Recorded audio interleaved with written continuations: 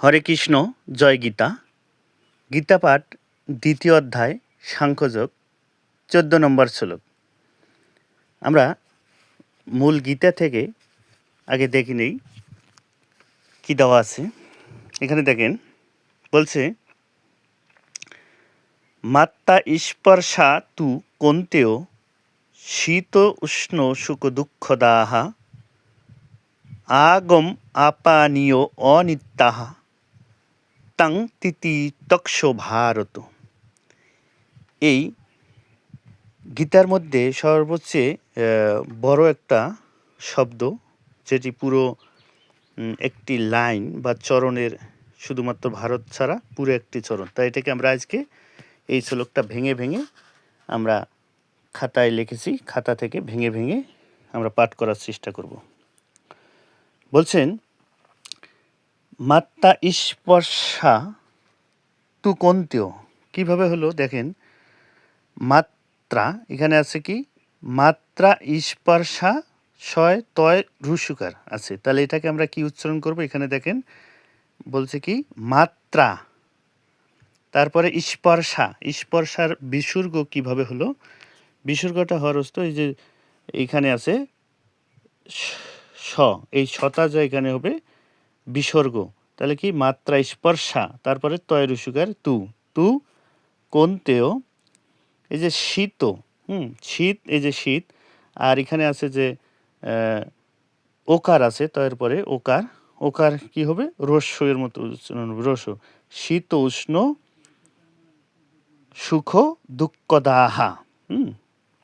তারপরে কি আছে আগম, আগমের ম পর্যন্ত গেলে আর কি থাকে, আগমের সরেয়া থাকে, আকার থাকে একটা, আকারটা কি আপা ইনো, আপা ইনো, বিসর্গ কেন হয়েছে, নয় ওকার, নয় ওকারের জন্য হলো বিসর্গ, তাহলে কি আগম আপা ইনহ অনিত্যাহা, অনিত্যায় যে হটা হবে স্বরেও, আর এখানে আছে কি নিত্যা, এই যে দন্তের শয় তাই আকারে এই শটা এখানে যায় বিসর্গ হবে, তাহলে কি অনিত্যাহা, তারপরে কি তান। এখন অনুস্বারের ক্ষেত্রে কি, যদি শব্দের মাঝে থাকে সেটা ন উচ্চারণ হবে দন্তন্যর মতো, আর যদি শব্দের শেষে থাকে তাহলে অনুস্বারটা ম উচ্চারণ হবে, যেমন মাম, অহম, এরকম ইদম। তাহলে এখানে শব্দের মাঝে আছে ন উচ্চারণ হবে, কি হলো তান, তারপর হলো কি তান। আর এই যে হসন্তটা হলো, এই যে এখানে একটা স আছে, এই সটা আমরা উজ্জ্ব থাকবো, হসন্ত, নয়ের নিচে যে হসন্ত হলো, তাহলে আর কি থাকলো তিতি সক্ষ্ম ভারত।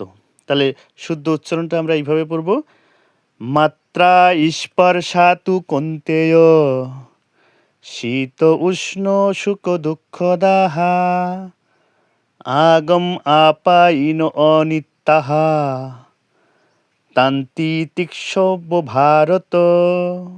এখন আমরা এই অর্থগুলো ভেঙে ভেঙে দেখি বাংলায় কি অর্থ দাঁড়ায়।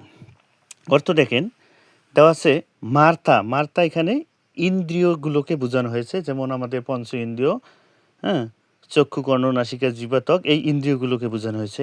স্পর্শা মানে সংযোগ, মাত্রার সাথে ইন্দ্রিয়র সাথে যে সংযোগ সেটি বোঝানো হয়েছে।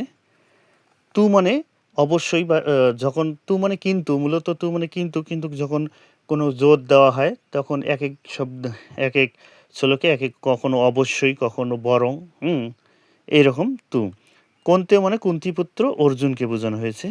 শীত মানে ঠান্ডা, উষ্ণ মানে গরম, সুখ মানে সুখ বা আনন্দ, দুঃখ মানে দুঃখ বা কষ্ট, দাহা, দাহা মানে দান থেকে এসেছে, অর্থাৎ প্রদানকারী, দাহা মানে প্রদানকারী, আগম মানে আগমনকারী, যে আসে, আগম, এবং আ পাইনীয় মানে চলে যাওয়া বা বিলুপ্ত হয়, যেমন সুখ দুঃখ আসে আবার যায়, শীত গরম কি আসে আবার যায়, এটা স্থায়ী নয়, কি এটা, তাহলে অনিত্যাহা, অনিত্যা মনে হচ্ছে অস্থায়ী বা অনিত্য, যেটা নিত্য না। যেমন দেহের মধ্যে যদি আমরা আত্মাকে কল্পনা করি, আত্মাটা কি নিত্য, কারণ আত্মা কখনো, এটা কি অজনিত্য শাশ্বত, এটা কোনো জন্ম মৃত্যুহীন অজনিত্য শাশ্বত, এটির কোনো ক্ষয় বা ধ্বংস নেই, কিন্তু দেহটা কি নিত্য বা নশ্বর।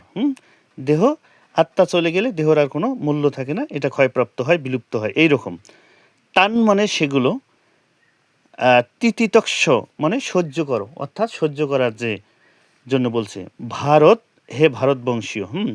তাহলে আমরা গীতায় আমাদের হয়তো দেওয়া আছে, গীতায় দেওয়া আছে এইভাবে যে, হে অর্জুন, ইন্দ্রিয়গণের সহিত বিষয়ের সংযোগে সুখ দুঃখ শীত গ্রীষ্মাদি বোধ জন্মে, অতএব এই সকল অনিত্য বিষয় তুচ্ছ জ্ঞানে সহ্য করাই ঠিক। অর্থাৎ এইগুলো সুখ দুঃখ যেগুলো আসবে, এগুলো শুদ্ধ জ্ঞানে আমরা সহ্য করব, সেটি উপদেশ দিয়েছেন কৃষ্ণকে। অর্থাৎ কেউ যদি মারা যায়, শোক করার ক্ষেত্রে যেগুলো, তা আমরা সম্পূর্ণ বাংলা অনুবাদটা যদি এইভাবে এখন দেখি যে, হে কুন্তিপুত্র অর্জুন, ইন্দ্রিয় বিষয়ের সংযোগ থেকেই শীত উষ্ণ সুখ দুঃখের অনুভূতি জন্ম নেয়। এইসব অনুভূতি আসে এবং চলে যায়, এগুলো অস্থায়ী, অর্থাৎ এগুলো স্থায়ীভাবে কারো থাকবে না। সুখ দুঃখ যেমন হাসি কান্না, আনন্দ বেদনা, শীত গ্রীষ্ম, সব এগুলো অস্থায়ী, অনিত্য। অতএব হে ভরতবংশীয়, তুমি এগুলো সহ্য করো। হরে কৃষ্ণ, জয় গীতা। এই আপনার এই কঠিন একটা শ্লোক, এই শ্লোকগুলো যদি আমরা পাঠ করতে পারি, তাহলে আমরা সহজ সহজ শ্লোকগুলো পাঠ করব। তাই আসুন আমরা সকলে গীতা পাঠ ও আলোচনা করি, প্রচারে কুসংস্কার মুক্ত সনাতন সমাজ। হরে কৃষ্ণ, জয় গীতা।